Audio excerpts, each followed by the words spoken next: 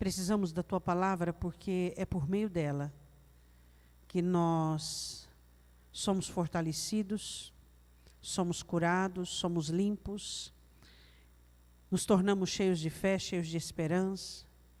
Então precisamos da Tua palavra. Precisamos da Tua palavra porque a Tua palavra vem nos desfazer, nos desconstruir, ó Deus.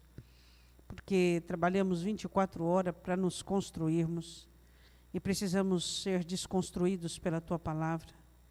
Então, Senhor, por favor, nos desconstrua para que a Tua palavra possa construir-nos aos Teus moldes, à Tua forma, eu te peço, em nome de Jesus.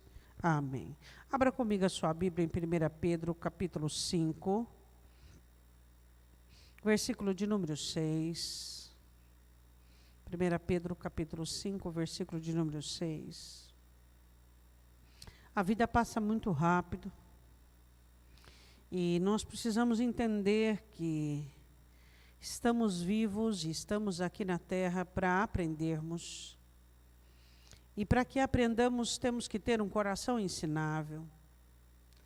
E um coração ensinável é um coração humilde, que olha sempre para Deus, à procura de algo, à procura de alguma coisa que vai fazer a diferença em cada um de nós. 1 Pedro, capítulo 5, versículo 6. Humilhai-vos, pois, debaixo da potente mão de Deus, para que a seu tempo vos exalte, lançando sobre ele toda a vossa ansiedade, porque ele tem cuidado de vós.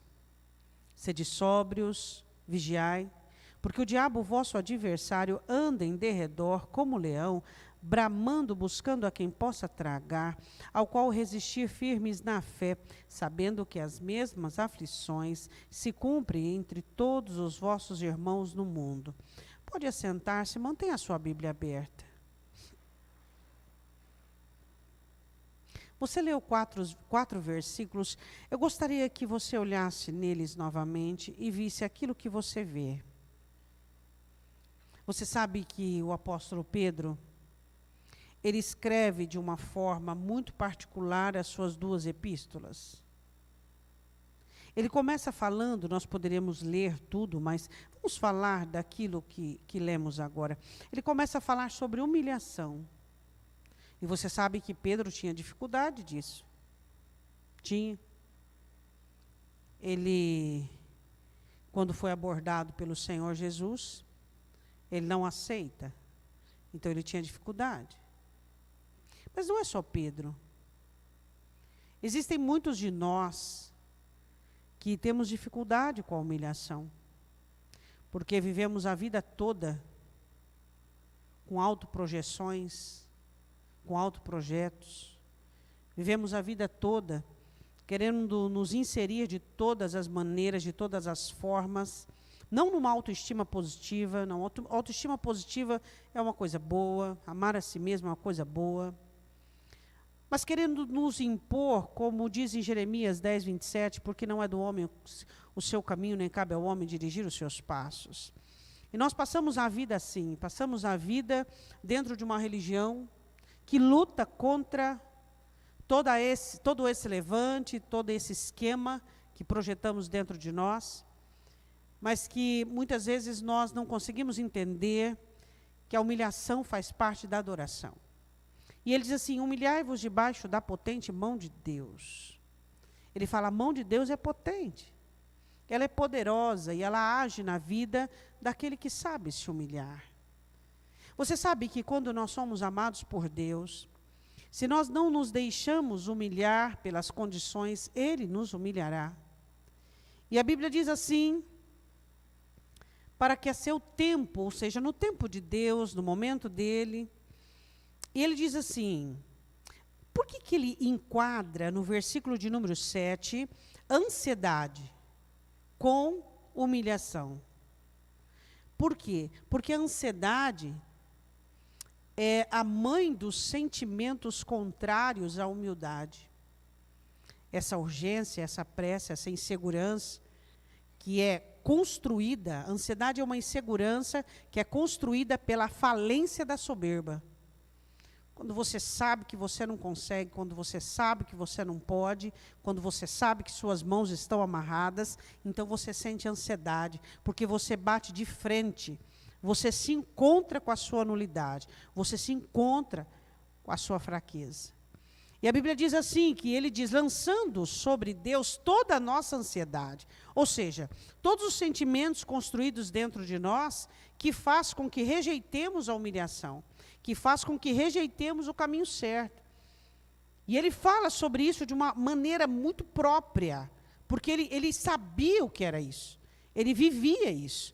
E ele diz assim, versículo de número 8, porque sede sóbrios. O porquê que ele coloca a sobriedade junto com a humildade, humilhação e ansiedade? Por quê? Porque a ansiedade tira a sobriedade. Sede sóbrios, ou seja, vocês não podem ficar intoxicados pela ansiedade, pelos sentimentos, pela urgência, pelo desespero. O desespero, concorde você ou não, aceite você ou não, goste você ou não, é a desconfiança de Deus. Quando você se desespera, você não confia em Deus. Isso é a sua alma dizendo para você, e são informações das quais você precisa dar atenção a isso. E ele diz, sede sóbrios, por quê? Porque se você não aprende a se humilhar debaixo da potente mão de Deus, se você deixa se conduzir pela ansiedade, o diabo anda ao vosso derredor, bramando como leão, buscando a quem tragar. E quem ele vai tragar? Os que não aprenderam sobre a humilhação e os que se venderam à ansiedade. Eu quero que você vá comigo em Salmos 42.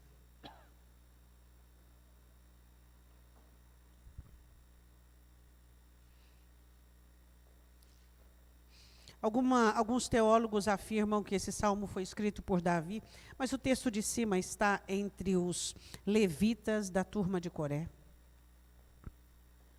Então vamos respeitar aquilo que está escrito, mas também para nós não é tão relevante assim.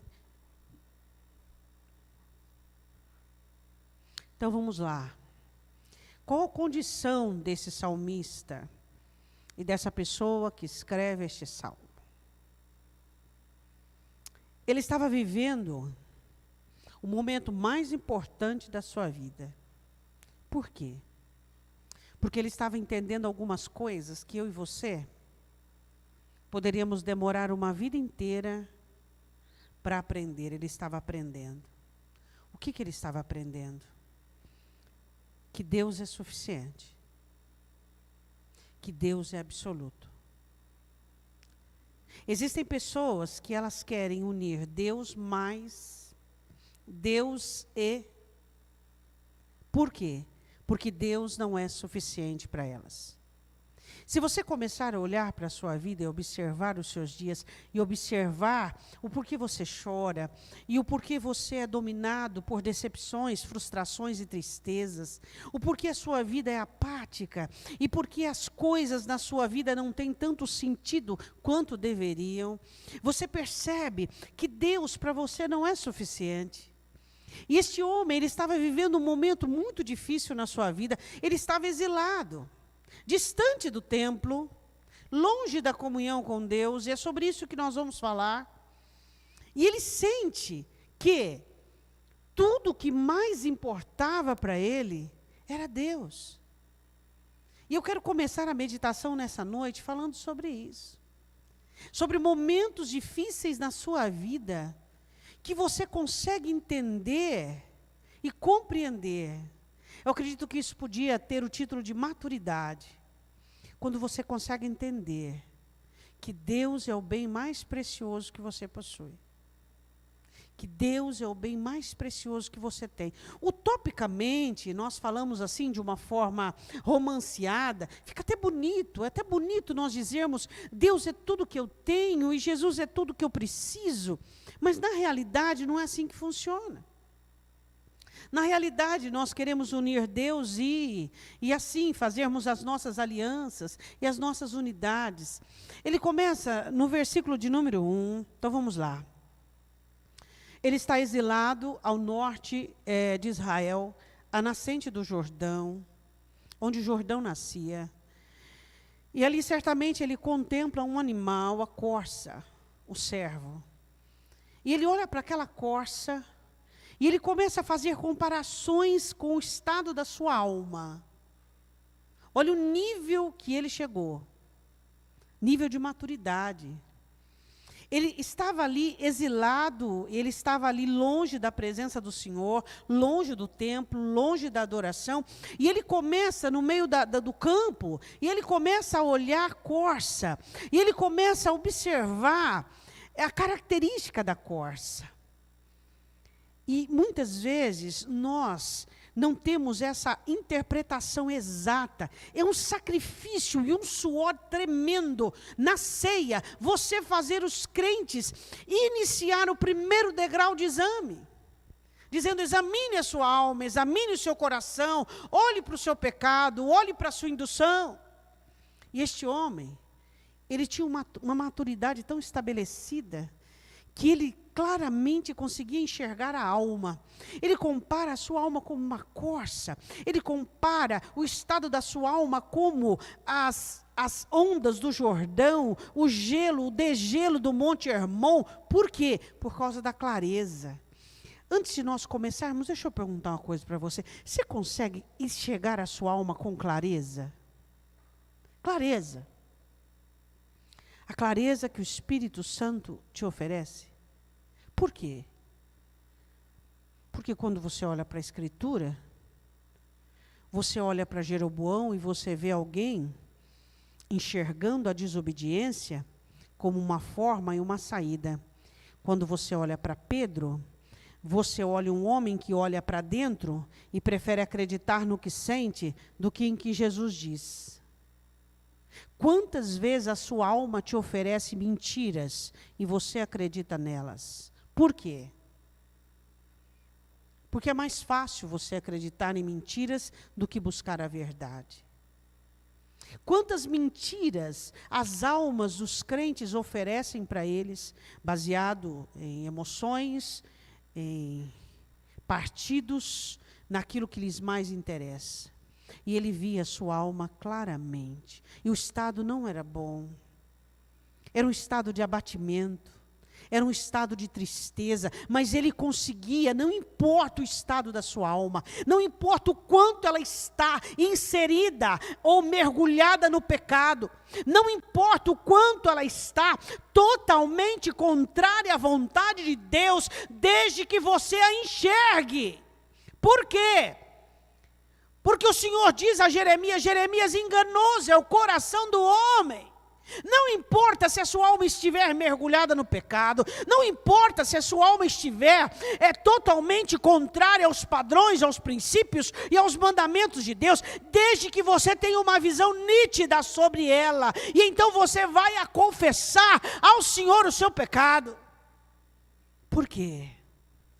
Porque a pior coisa que pode acontecer comigo e com você, onde existe uma casca, onde não enxergamos a podridão que tem por baixo. Onde existe uma aparência.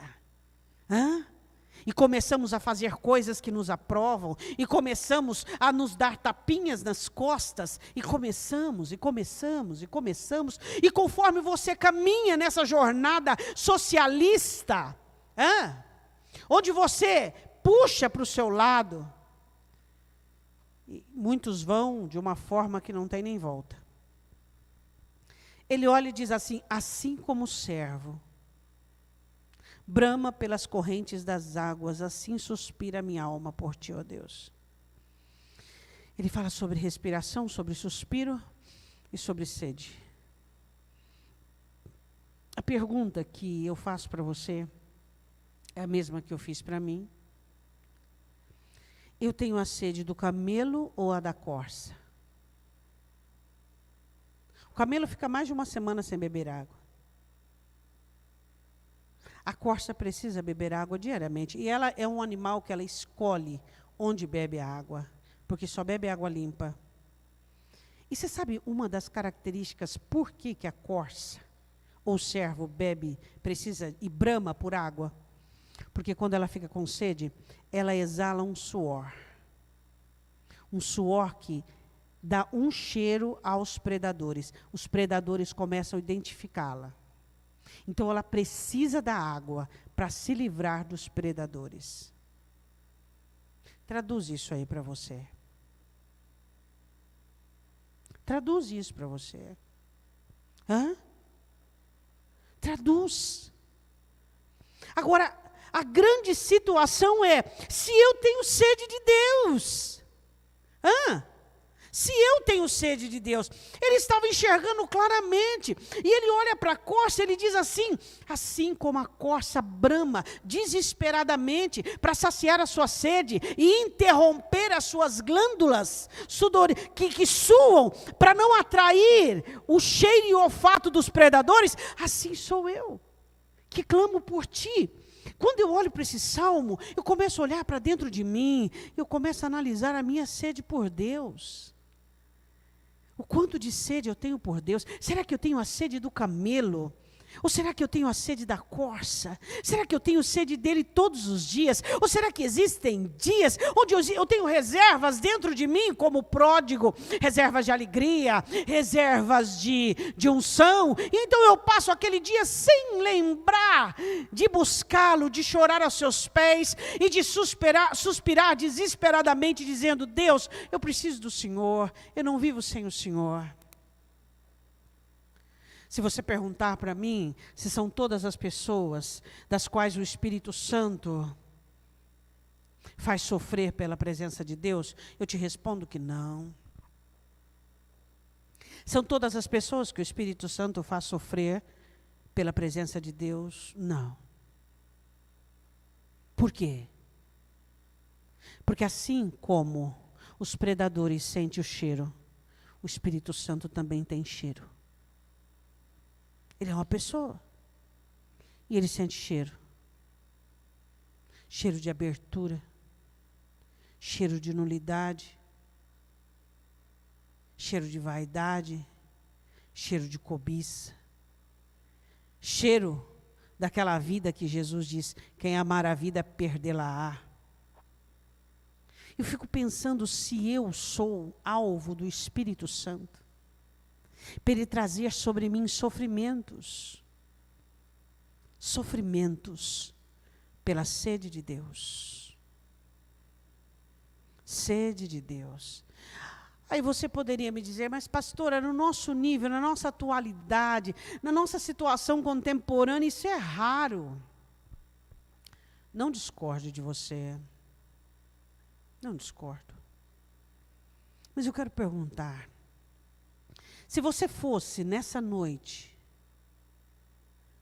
analisar, de 0 a 10, o quanto você é sedento por Deus, o quanto você daria de pontuação? Quantas coisas têm existido dentro de você que têm substituído Deus? Substituído Deus. A própria religião substitui Deus. Para alguns, as bênçãos que Deus dá, substitui Deus. A própria vida substitui Deus, a própria constatação e contemplação substitui Deus. Mas Deus é insubstituível. É insubstituível. Nunca nos faltou dores, nunca. Você teve dores ontem, tem hoje e vai ter amanhã. Enquanto estiver vivo, você vai ter dores. Só que as dores, elas não são tão importantes. Por quê? Porque o que é importante é se ele está dentro, é se ele está presente, é se você tem comunhão com ele. Aqui está alguém que queria Deus, ele só queria Deus. A sua situação era difícil, havia inimigos, havia uma condição ruim, de privação, havia, mas o que aqui ele aborda é Deus. Eu quero Deus na minha vida, eu quero conversar com ele, eu quero falar com ele, eu quero sentir o cheiro dele, eu quero sentir a mão dele, eu quero Deus na minha vida. Não existe maior necessidade, tanto na minha vida quanto na sua, do que Deus. Você pode viver sem qualquer pessoa, você pode viver sem qualquer recurso, mas sem Deus você não vive, você vegeta. vegeta e acredita que está vivendo. A sede de Deus.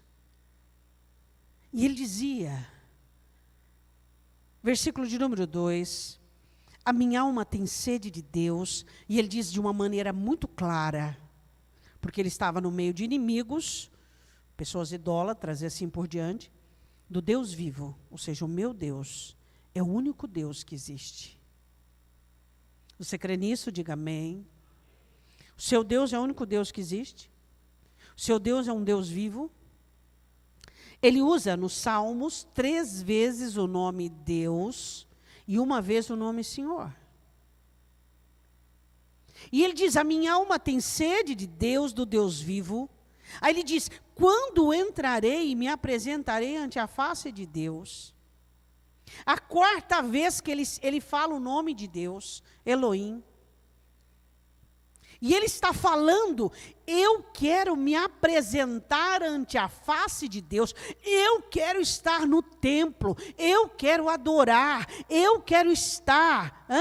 A sede dele não era sede de amigos, não era sede de filhos, não era sede de cônjuge, não era sede de prosperidade, não era sede de bênção, não era sede de segurança, era sede de Deus. Será que todas as vezes que nós chegamos para cultuar a Deus, nós temos sede de Deus, ou temos sede dos recursos que Ele pode nos oferecer? É claro que Ele é abençoador, nosso Deus é misericordioso, é bondoso, é longânimo e benigno.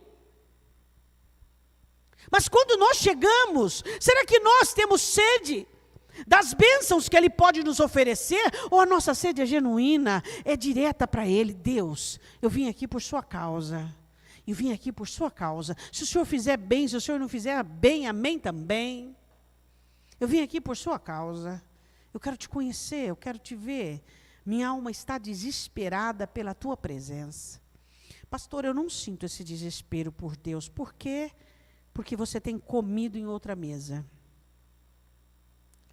Porque você tem se saciado do sucesso disso, da plenitude daquilo, da contemplação daquilo, do prazer daquilo outro. Sua alma precisa identificar os alimentos que são insalubres para ela. Ela precisa identificar aquilo que a envenena. Ela precisa identificar aquilo que a distancia de Deus. E ele dizia assim, eu tenho sede de Deus, do Deus vivo, o versículo de número 3, as minhas lágrimas servem de mantimento de dia e de noite, enquanto me dizem constantemente onde está o teu Deus. Aí começa na cena, no cenário dele, começa a aparecer os inimigos. Onde está o teu Deus? E ele dizia assim no versículo de número 3, as minhas lágrimas servem de mantimento. Você já foi alimentado por lágrimas? Já foi alimentado por lágrimas? Aqui não é uma mulher chorona que está escrevendo, é um homem. Diz que homem não chora, né? Realmente, o homem natural não chora, homem espiritual chora. Homem crente chora. Ele dizia assim, as minhas lágrimas servem de mantimento de dia e de noite, ou seja, eu sou alimentado conforme eu choro, eu recebo um pouco de consolo, um pouco de alívio. É desse alimento que ele estava falando.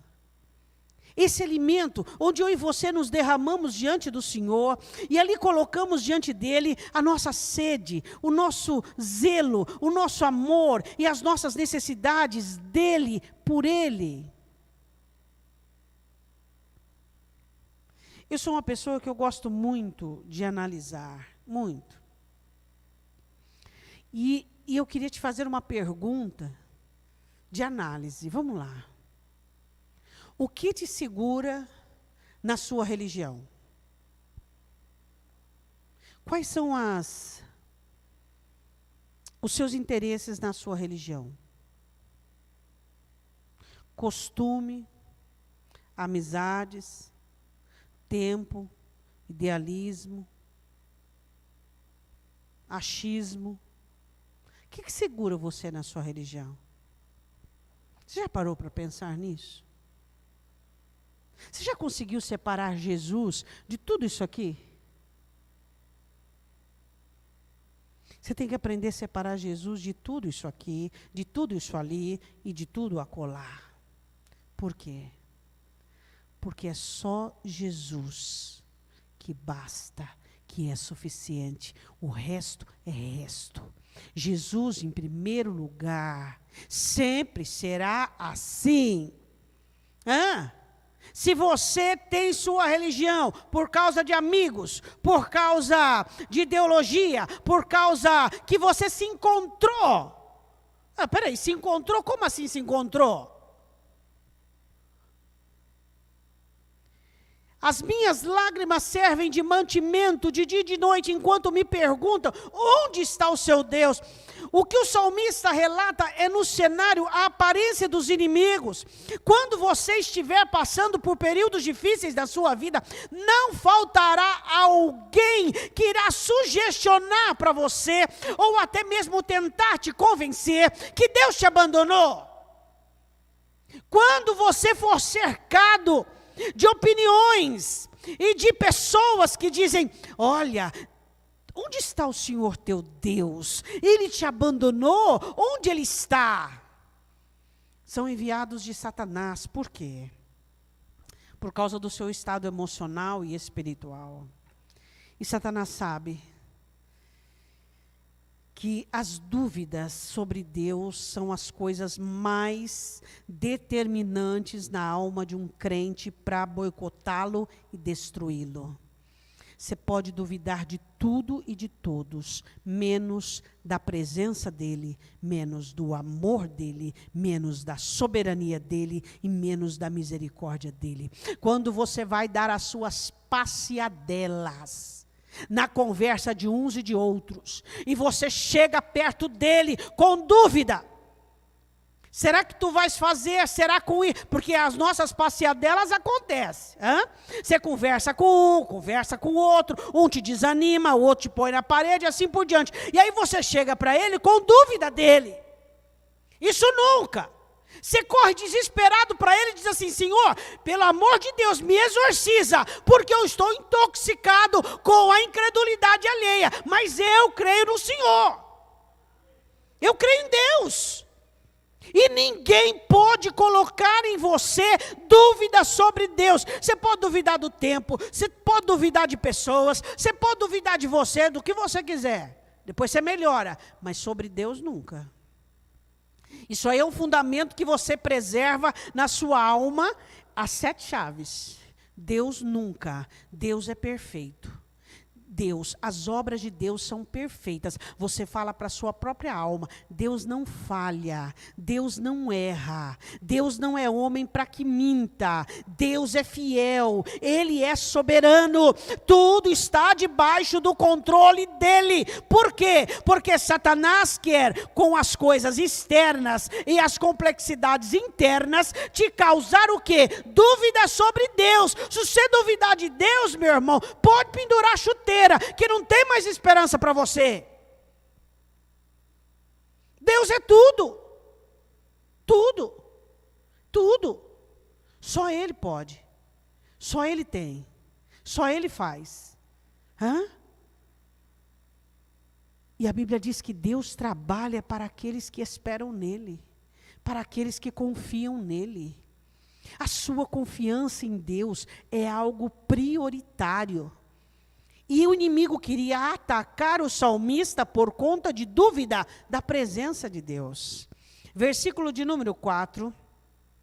Esse versículo, a segunda parte é a primeira. E aí você vai entender por quê. Quando me lembro disto, dentro de mim derrama minha alma. Do que ele diz que estava lembrando? Ele diz assim, pois eu havia ido com a multidão, fui com eles à casa de Deus, com voz de alegria e louvor, com a multidão que festejava. Ele fala sobre lembranças. Quando me lembro disto, ou seja, do tempo em que eu estava na casa de Deus, em que eu estava em adoração, em que eu estava em comunhão, a minha alma se derrama, a valorização do salmista. Deixa eu falar uma coisa para você. Você pode não gostar, principalmente os que estão me vendo pela internet. Não existe culto online. Isso é balela. Não existe. Culto é presencial. Não existe isso. Não existe ceia online, não existe culto online, isso não existe. Isso aí é invenção da tecnologia. Muito menos aquele óculos agora que está na moda, né? Que você põe, não sei como é que chama aquilo. Você põe, domingo eu vou falar um pouquinho sobre espíritos do anticristo. Você põe o óculos e você finge que está dentro da igreja, o pastor prega lá e você finge. Não existe isso. Por mais que a ciência, a modernidade aconteceu, Bíblia é Bíblia. E culto é presencial. Não existe culto online. Não existe isso. Culto é presencial. É presencial. Por mais que você aproveite alguma coisa, você aproveite para o seu intelecto. Agora, coração é presencial. Não tem como ser. Não tem como. Ele diz assim, eu me lembro do tempo, dos dias em que eu estava na presença de Deus, em que eu adorava na casa do Senhor. E eu me derramo a minha alma, quebranto a minha alma de saudade. Eu fico imaginando como é que um crente não gosta de cultuar a Deus na igreja. É crente? Não, não é crente. Crente que não gosta de vir no culto não é crente. Não é crente. E aí as pessoas vão acreditando, elas vão acreditando que é crente, vão acreditando que é crente, vão acreditando que é crente, elas vão se perdendo. Mas aquilo que eu disse inicialmente, não importa o seu estado, o que importa é a visão que você tem. Não importa como você está, o que importa é se você consegue enxergar como você está. E a Bíblia diz assim, que ele tinha lembranças de como ele fazia festa, de como ele se alegrava. No versículo 5 ele diz assim, agora ele começa a fazer um solilóquio. Agora ele começa, você faz solilóquio? Pergunta para o seu irmão, você faz solilóquio? Ele fala, eu não sei o que é isso, pastor. Você faz solilóquio? Ah, se for besteira eu não faço não, pastor. Você conversa com você mesmo? Mas não conversar para poder ser amiguinho, ser comparsa, ser companheiro, mas para exortar. Ou você está errado, você não pode agir dessa maneira. Ou você acha que é só o Espírito Santo que te arrebenta a cabeça? Não. Você também precisa conversar com você e te dar os teus limites. Aí eu faço a grande pergunta, se é só o Espírito Santo, por que o Espírito Santo não impediu ou interrompeu Davi de adulterar com Batseba e não impediu Davi de matar o marido da mulher? Por quê? Porque você precisa cultuar a Deus no seu solilóquio, na sua conversa com você. O que você aprendeu, o que você entendeu, o que já foi investido até hoje, você aplica. Você diz para a sua alma, vamos parar com isso aí. O que você está pensando? Está pensando que é festa? Olha o seu limite, você tem que ter limite, você não pode. Não pode falar isso aí, não pode falar o que você quer. Ou você está julgando o outro. A palavra de Deus diz, não julgueis para que não sejais julgados. Olha os teus dedões apontando. Olha para você, o seu estado, cuida da sua vida. Ele entende que ele estava num estado interno deprimente, exilado, distante. E para o lado de fora começava a levantar-se a ação do inimigo, trazendo dúvidas sobre Deus. Então o que ele faz? Ele olha para a alma e percebe que não podia continuar daquela maneira. Diga para o seu irmão, amém. Tempo. Se a tristeza dura mais que o necessário, se a angústia dura mais que o necessário, se a amargura dura mais que o necessário, se a vaidade dura mais que o necessário, se a soberba dura mais que o necessário, te abduz, te deixa com o coração duro, você não ouve mais Deus, o Espírito Santo não consegue mais te convencer, você começa a ter uma consciência cauterizada. Tempo, não permita que as coisas ruins demorem tempo. Tem gente que você conversa com ele, parece que ele vai viver 1000 anos, pela morosidade que ele tem de responder a Deus. Ah, mas que bom que aconteceu, pastora, porque pelo menos eu vejo. Segunda vez. Ah, foi bom, mas não é a segunda que está falando para você. Foi bom que aconteceu, que pelo menos agora eu sei. Aí você vai falar, qual é a terceira? A terceira, mas foi bom que aconteceu, que pelo menos agora... Aí não termina a frase. Aí na quinta vez, aí vem na sexta vez. Ah, então, foi bom que aconteceu, né? Porque... Ô fulano, você vai viver 1000 anos? Hã? Você vai viver 1000 anos? Que morosidade e letargia é essa que não muda? Não muda. Será que a conversão de Zaqueu foi unicista? Não. A conversão de Zaqueu foi um homem que queria mudar. Mudança é questão de querer, não é questão do diabo, de Satanás, do chifrudo, não é questão do Espírito Santo, é uma questão de querer. Eu quero mudar e eu tenho o Espírito Santo e ele vai me ajudar e eu tenho a palavra e ponto. É uma questão de decisão, eu vou mudar e pronto, acabou. Agora, a grande questão que você olha nesse texto é que ele olha para si e diz assim, porque está batido a minha alma e porque te perturbas dentro em mim. Você não pode mais ficar assim. Chega, acabou, não pode mais, porque enquanto você estava com as suas complexidades internas, mas agora você tem uma situação ruim do lado de fora. O inimigo percebeu cheiro de carniça, igual urubu, coisas velhas, coisas que não digeriram, coisas que morreram dentro de você, que tem que jogar fora, desesperança, ressentimento, amargura, incredulidade, que muitas vezes ficam curtidas dentro de você, tem que jogar fora, porque Satanás é atraído pelo cheiro dessas coisas.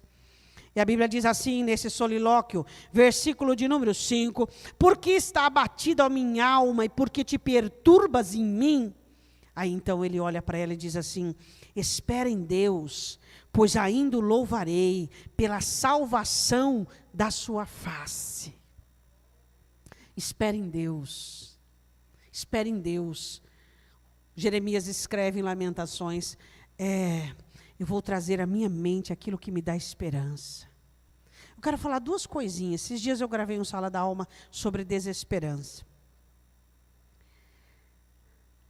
A fé e a esperança são duas coisas que andam juntos, porque um dos ingredientes da fé são certezas e esperança. A fé, ela fala do que Jesus já fez. Escudo, traz a memória. E a esperança fala para você aquilo que Jesus vai fazer. Ele é a salvação da sua face. Espere em Deus. Fé e esperança, duas coisas que precisam ser conservadas juntas. A fé fala, Jesus fez, Ele curou, Ele ajudou, sustentou. E a esperança fala o quê? Ele vai continuar fazendo, confia, espera, acredita, continua. Você quem deve optar por essas coisas. Você opta pela fé e pela esperança e ponto. Agora, tem crente que opta pela incredulidade, pela desesperança. Deixa eu fazer uma pergunta para você. Você é um crente mais desesperançoso ou mais esperançoso? Hã?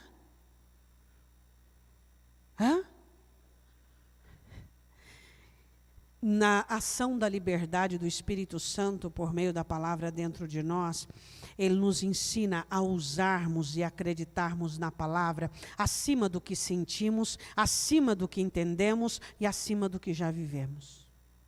Essa é a liberdade que o Espírito Santo nos oferece.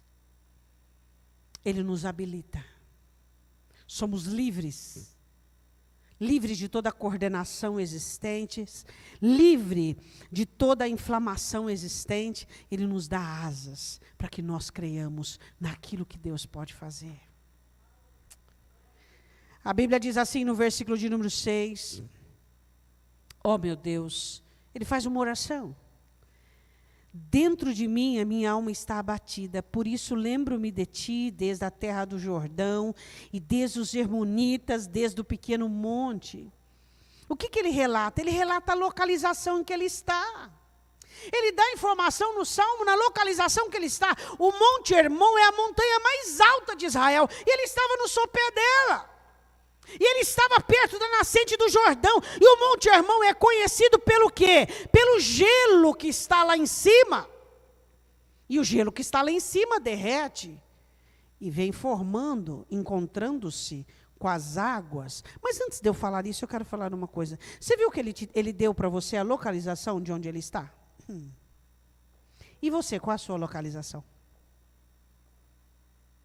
Ele disse: Senhor, a minha alma está abatida dentro de mim. Eu estou no sopé do Monte Hermon. Estou ao norte de Judá, na nascente do rio. Onde ele estava? E ele olha para aquelas águas, e ele olha para dentro da sua alma, e ele diz: a minha alma está assim. Ela está inundada por águas. Estou morrendo afogado. Você consegue enxergar a sua localização? Na vida, por exemplo. Qual a sua localização na vida? Vamos lá. O que você faz? Papel não, papel é teatro. Função é funcionário.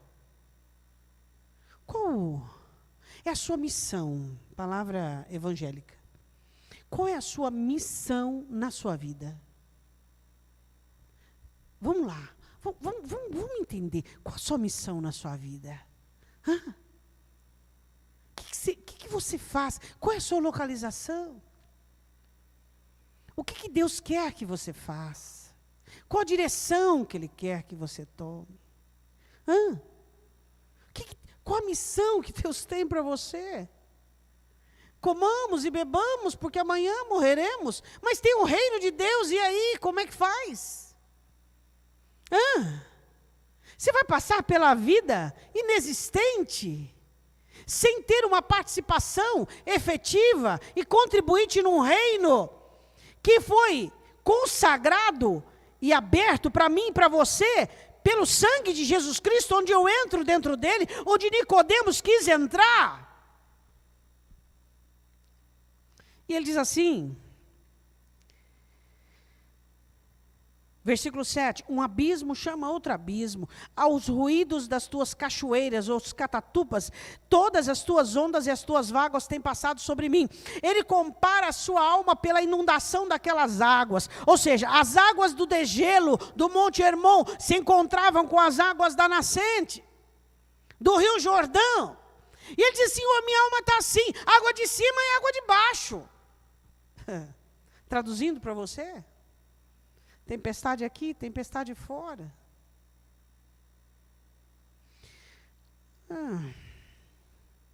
Conta para mim quando é que as tempestades não estiveram juntas, quando elas não deram a mão para se unir. Fala para mim.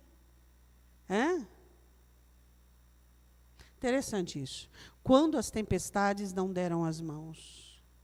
O apóstolo Paulo explica isso dizendo assim: eu combato com feras do lado de fora, temores por dentro e feras do lado de fora. Sempre as tempestades estarão unidas, tanto as de dentro quanto as de fora. E você tem que ter preparo para isso. Nunca vai acontecer uma tempestade isolada dentro, sem que a de fora não seja convidada. Sempre as tempestades de dentro e as de fora vão trabalhar junto. As de fora provocarão dúvidas, incertezas do lado de dentro. As de fora provocarão a sua fé em xeque-mate. E ele diz assim, um abismo chama outro abismo, ou seja, quanto mais eu penso, quanto mais eu entro, quanto mais eu procuro entender, quanto mais eu me mexo, quanto mais eu procuro nadar, mais eu me afundo. E ele continua dizendo, versículo de número 8, contudo, agora ele ora, o Senhor mandará a sua misericórdia de dia, e de noite a sua canção estará comigo. Uma oração ao Deus da minha vida. Bonita essa frase, ao Deus da minha vida. Será que todos nós podemos dizer isso? Ao Deus da minha vida. Aquele que é dono, provedor, absoluto, soberano, aquele em que eu confio, aquele que é o dono dos meus dias, aquele que eu abro os olhos e é a primeira pessoa que eu penso, e quando eu fecho os olhos é a última pessoa que eu estou pensando. Ao Deus da minha vida. E que durante o dia eu converso com Ele em todo o tempo, e também durante o dia paro todas as coisas para me ajoelhar e falar com Ele e dizer assim: eu tenho sede de Ti, Tu és a razão da minha existência, e todas as minhas agendas e todos os meus compromissos são nada diante daquilo que eu conquisto quando estou diante de Ti. E eu estou aqui não para pedir nada, só para sentir o Seu cheiro, para sentir o Seu toque e para te dizer mais uma vez, eu nunca me canso de dizer, eu te amo. Eu te amo. Eu te amo. Será que existem algumas pessoas que são chamadas para amar a Deus? Uma vez alguém me disse isso, disse assim: mas não são todas as pessoas que amam a Deus dessa maneira, não são todas as pessoas, isto é um dom de Deus. E eu respondi: realmente, é um dom de Deus conquistado lá naquela cruz, para todos. É mandamento. É mandamento. E ele olha para Deus e diz assim: Senhor, ele diz uma coisa tão interessante nesse versículo: o Senhor vai mandar a sua misericórdia de dia e a sua canção de noite. Ou seja, eu não ficarei sem provisão. A provisão espiritual. Nós precisamos parar de buscar em Deus provisões humanas. Precisamos aprender e entender que o espiritual governa tudo. Deixa eu te ensinar uma das coisas que você precisa colocar na sua oração. Eu vou te ensinar uma coisa. Nosso coração, nossa alma é uma fábrica de sentimentos, correto? Nós recebemos sentimentos de fora, unidos com os já existentes do lado de dentro, formando então a constituição dos sentimentos. Deixa eu te ensinar uma coisa quando você for orar. Por que que Deus te deu o amor por Ele como superior a todas as coisas? Por quê? Porque todos os sentimentos que devem existir em você devem ser gerados, governados pelo amor de Deus. O amor de Deus é o chefe, gerente do teu coração. Nenhum sentimento fica ali se ele não aprova. Nenhum sentimento é fabricado se ele não der os ingredientes. Você vai sofrer muito menos.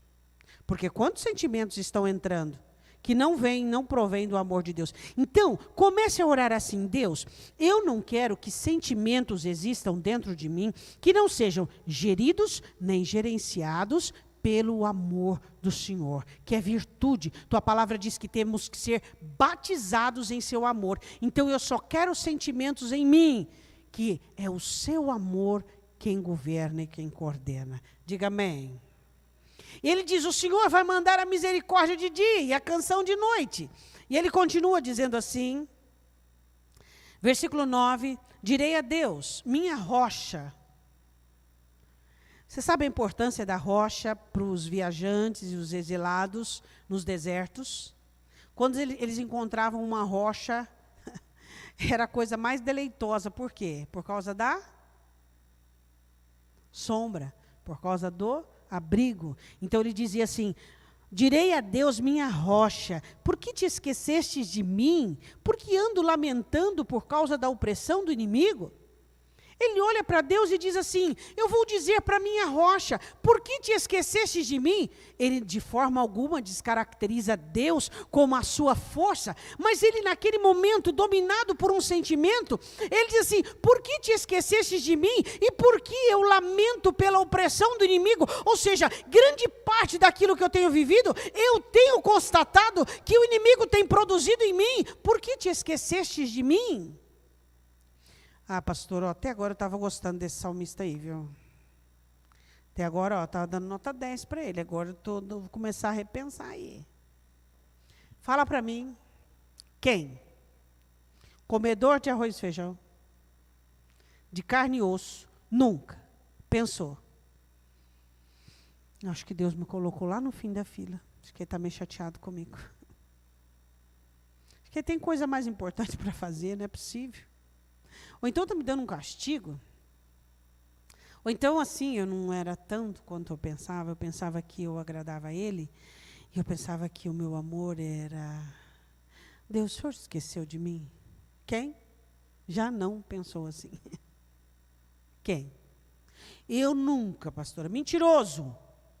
Mentiroso. Pior de tudo é mentiroso. Todos nós. Mas é passageiro. É uma complexidade interna. Hã? É passageiro. O Espírito Santo já vem com socorro, já vem com consolo. Hã? Isso acontece por quê? Porque nós somos humanos. Ainda não viramos anjo. Ainda somos humanos. E bem que eu estava acreditando, estava muito bom para ser verdade. Acho que Deus repensou e que voltou atrás. Continuando. Versículo 10. Com ferida mortal em meus ossos me afrontam os meus adversários, quando todo dia me dizem onde está o teu Deus. Você sabe qual é a pior ferramenta que existe quando você não está bem? Se estiver bem, meu irmão, pode ser quem for que falar, você... Quando você não está bem, a pior ferramenta que são palavras. Palavras. Tiago diz que ela muda o curso da natureza. Palavras, palavras, palavras. Por isso que você tem que pensar 1 milhão de vezes antes de dizer algo para alguém, porque você não sabe o estado daquela alma, você não sabe como ela está. Você não sabe. Então você tem que pensar. Por quê? Porque palavras devem ser assertivas no momento certo. Se você falar errado, você destrói quem era para ser restaurado. Ele dizia assim, com feridas os meus ossos, ou seja, o osso significa força, ferida mortal, os meus inimigos têm me dito, debochando, onde está o seu Deus? Onde está o seu Deus? Eles não estavam alfinetando, eles não estavam com a espada fazendo ferimentos, os ferimentos eram as palavras que machucam e doem. Aí tem aqueles crentes que dizem assim, pastora, mas eu sou assim, eu sou pessoa que eu falo a verdade. Eu falava, mas a verdade é sua? A razão come na sua mesa? A verdade não é Jesus? Hã? A verdade não é Jesus? Sabe, eu não sei de onde você veio. Eu não sei se você já esteve do outro lado do muro. Eu estive lá. Não sei se você esteve. E palavras machucam mais que quebraduras nos ossos. Então, eu vou dizer uma coisa para você. Se você é crente, pense melhor no que você diz para as pessoas. Não permita que a sua intimidade com alguém, o seu convívio de longas datas, ou a sua suposta liberdade, te dê a oportunidade de ferir uma pessoa. Não faça isso. E se você ferir, não durma. Não durma enquanto você não resolver o problema. Eu sei que a sua petição de perdão não vai curar a ferida, mas você vai pedir perdão, chorar junto, abraçar e pedir, Deus, por favor, me ajude a reconstruir. Você já esteve do lado de lá, meu irmão, do outro lado do muro. Se você esteve do outro lado do muro, você nunca vai ferir alguém, descaracterizar alguém, ou jogar em face de alguém o pecado dela. Não, você não faz isso. Por quê? Porque você já esteve do outro lado. Agora, existem pessoas que nunca foram para o lado de lá. O reino de Deus tem tudo. Tem os mimados, os afortunados, a elite que se julga superior a todos. Todos nós somos de carne e osso. E palavras machucam. Palavras machucam. Machucam. E ele olha e diz assim, é como ferida mortal em meus ossos.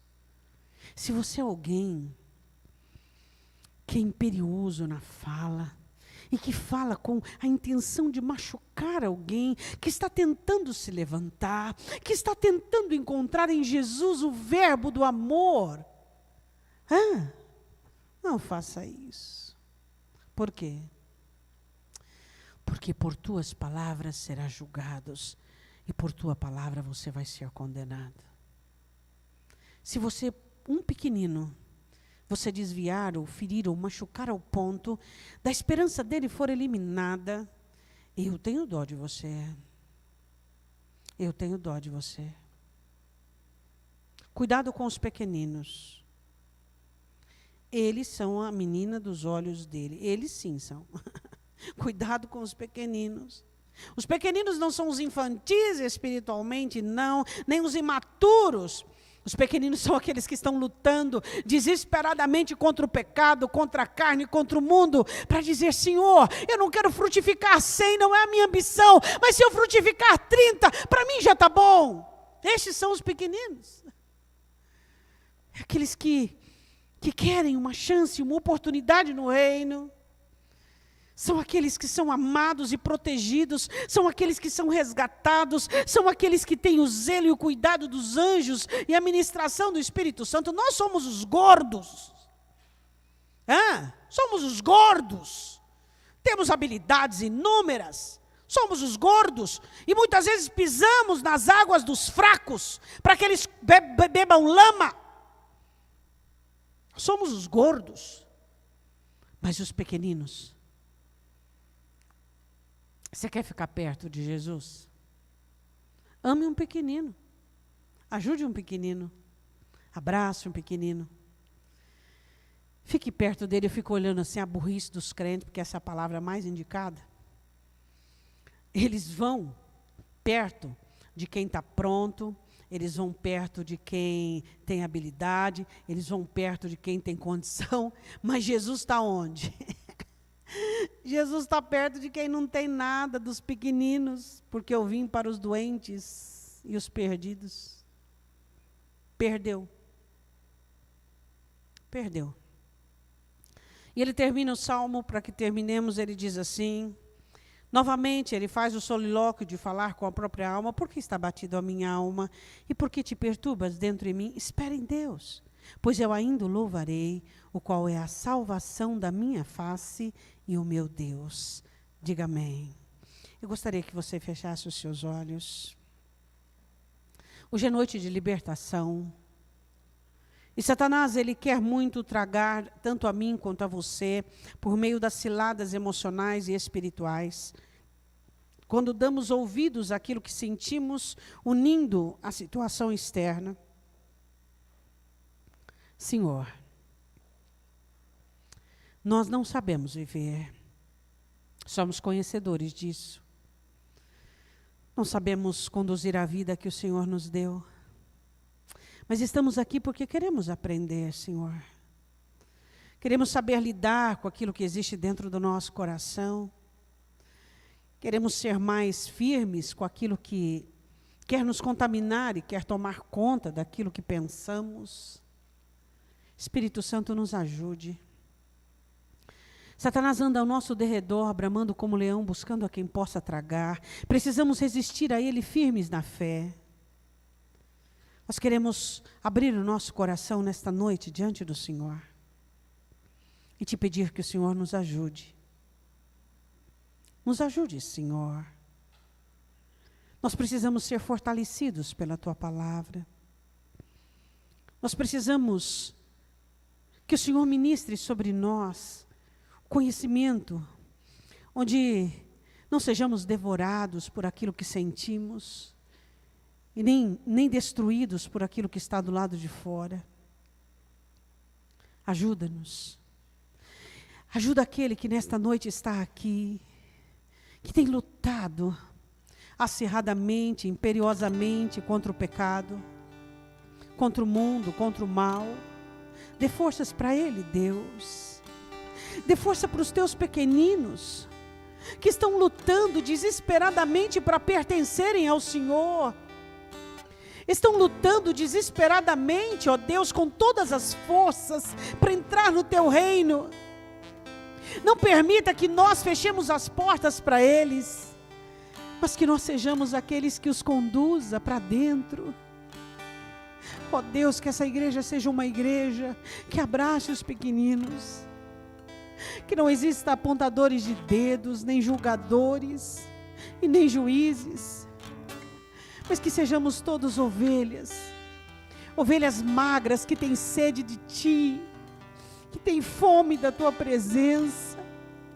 Ó Espírito Santo de Deus, ajuda-nos, derruba-nos dos nossos pedestais, derruba-nos dos nossos posicionamentos, dos nossos achismos, derruba-nos da nossa religião e nos ensine o que é o cristianismo, Deus.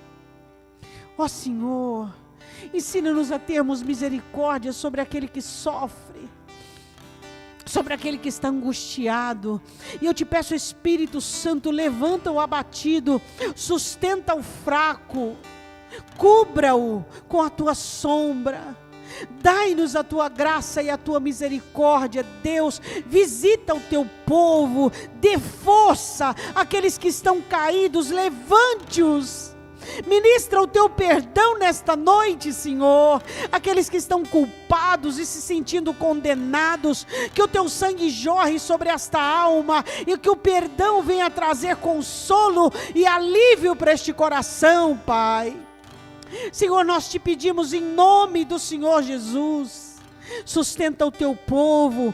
Nós somos parte de um exército, e um ajuda o outro, um consola o outro, um resgata o outro, e é assim que devemos ser, Deus. Não vamos perder ninguém para Satanás, não vamos permitir que os gordos sujem as águas das ovelhas magras, não vamos permitir. Vamos cuidar dos teus pequeninos, Deus. Vamos abraçá-los, ajudá-los, socorrê-los, entendê-los e colocá-los em lugar seguro. Em nome de Jesus. Neste momento eu gostaria que você que está na campanha de 7 sextas-feiras, ou você quer começar hoje, eu gostaria que você viesse aqui à frente. Você que está na campanha e você que quer começar, eu gostaria que você viesse aqui à frente. Você está diante do altar do Senhor. Eu gostaria que você colocasse diante de Deus o que você precisa. Quem sabe você chegou aqui nessa noite com uma decisão.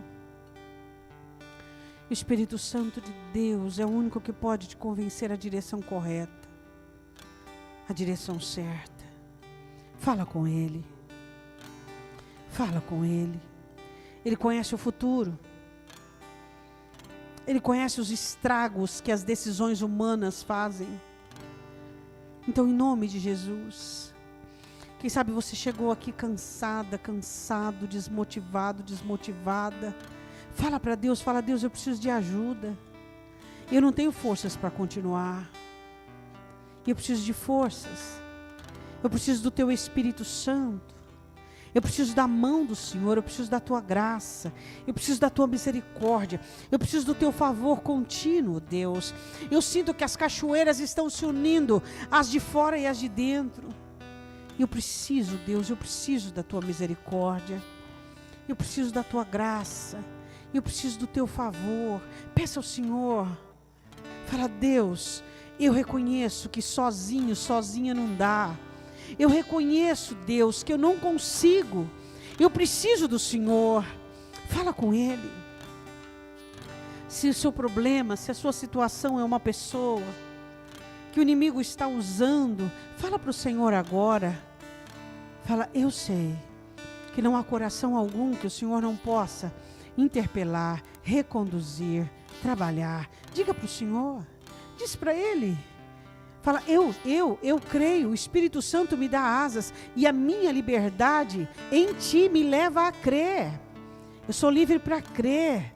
Eu desfaço todas as prisões em nome de Jesus, dos sentimentos, das desistências, da opressão, e eu declaro que a minha fé está acima de qualquer sentimento, e eu declaro que a partir de hoje os sentimentos que existirão dentro do meu coração serão gerados pelo Teu amor, Jesus. Serão gerados pelo Teu amor. Eu não quero sentimento que venha do meu contexto. Eu não quero sentimento que venha da minha história, da minha vida, do meu achismo, da minha personalidade. Esses são destrutivos e me destroem. Eu quero sentimentos que venham do teu amor, Jesus. Eu quero que o teu amor governe, gerencie os sentimentos, aprove, reprove. Eu quero o governo do teu amor sobre a minha alma. Eu quero você que está aqui na frente nessa noite, diga assim: Senhor, em nome de Jesus, eu coloco diante do altar uma situação onde eu sei que o Senhor está trabalhando. Eu confio em Ti e não há grilhões, nem estratégias satânicas que podem contra o poder do Teu nome, Jesus. Em nome de Jesus, eu declaro o poder da palavra de Deus sobre a minha vida, alcançando o meu objetivo. Que o Senhor me limpe e tire de mim tudo aquilo que o inimigo tem usado para contribuir com a situação.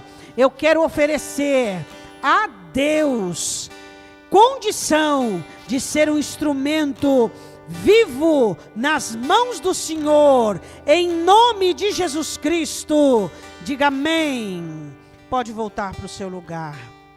Antes de nós irmos embora para casa, eu gostaria que você pensasse em alguém que precisa da sua oração agora.